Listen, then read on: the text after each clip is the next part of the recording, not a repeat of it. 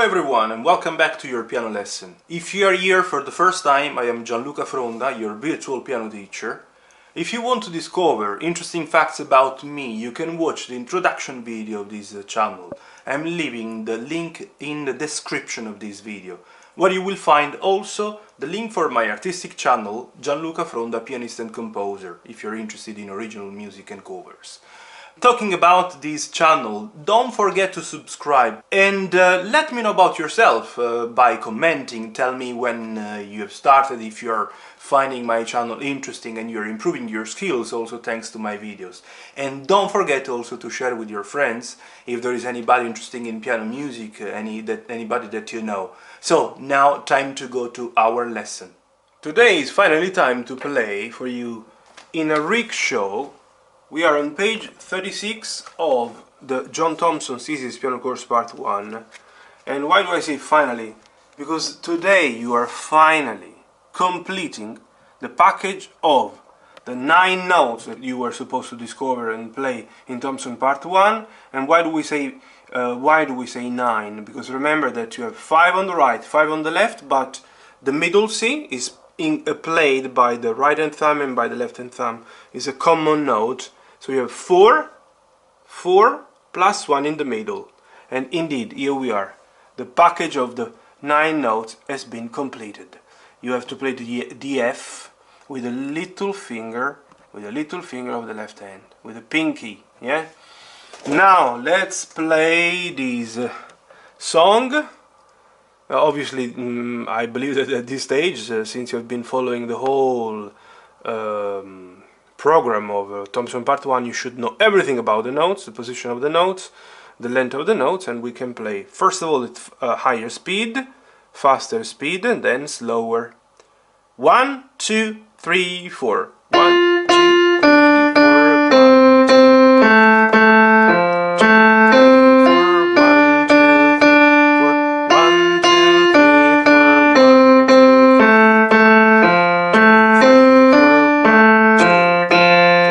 Stop. So place the hand with both thumbs on the middle C, then let the other fingers follow.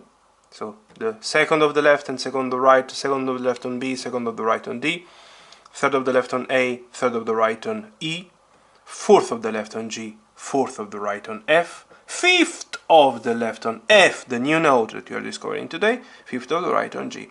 Time to play it slowly. 1, 2, 3, 4. 1, 2, 3, 4.